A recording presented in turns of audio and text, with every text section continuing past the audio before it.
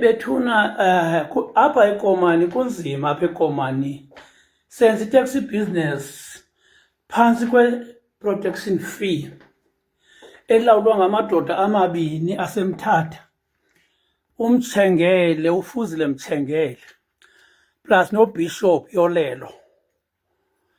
Kwiveki bebelapha ngayo ngomhla we-24 sibizelwe bona kuba sisala nokukhupha imali abathi kaSantaco, imali ekuthiwa 850 xa yonke plus ne-renewal engekhoyo. Loo mali xa singamalungu ayi-450, loo mali yenza i-3,800,000. Kufike utata uMafuna apha ezondivusa ngo-10 esithi mandingalali endlini nam. Ndiye ndowulala kuloo ndawo bendiyowulala kuyo.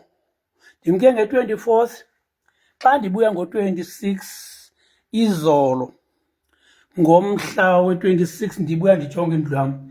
Indlu yam iqhekeziwe. Zikhona zonke iiproduct ezisetyenziswa ngamasela bayaphile nawo ukuthi, kodwa kumkanga nto. Baye bademonstreyitha nje apha endlini nam bedemonstreyitha uba mandibone uba bebefikile ndizowubethwa. Bendenza nje intliziyo ebuhlungu uba bengandifumananga. Andinawuziqwalasela kakuhle asezendlu yam, indlu yam inkulu. Zamane ndizibona ngokuzibona. Nantsika le video ndiyithathayo apha ngumonakalo endiwufumeneyo.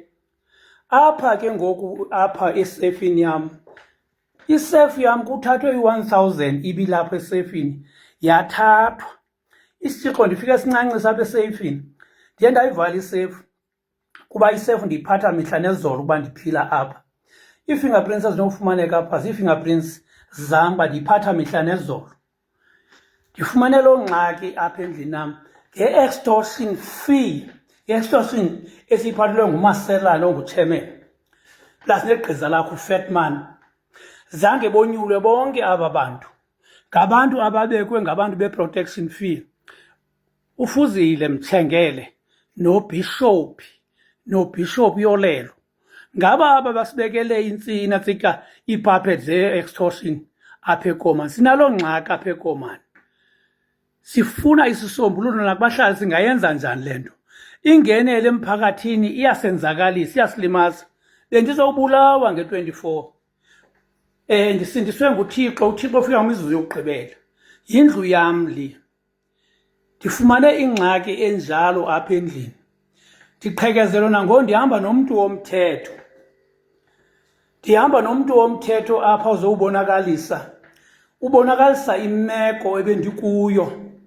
Ubonakalisa imeko ebendikuyo. Sizowuvula ikheyisi yokuqhekezelwa.